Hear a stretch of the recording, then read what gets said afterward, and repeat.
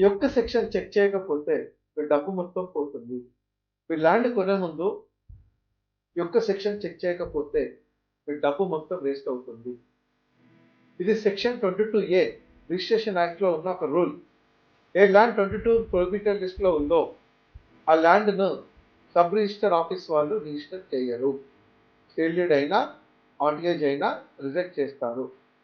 ఏ properties ఈ లిస్ట్‌లో వస్తాయంటే గవర్నమెంట్ ల్యాండ్‌లో revenue, forest, irrigation departments and court డిస్ప్యూట్స్‌లో ఉన్న ల్యాండ్, మరి endowment, temples land, assign land, పేదవాళ్ళకు గవర్నమెంట్ ఇచ్చినవి, సీలింగ్ సర్ఫేస్ ల్యాండ్స్.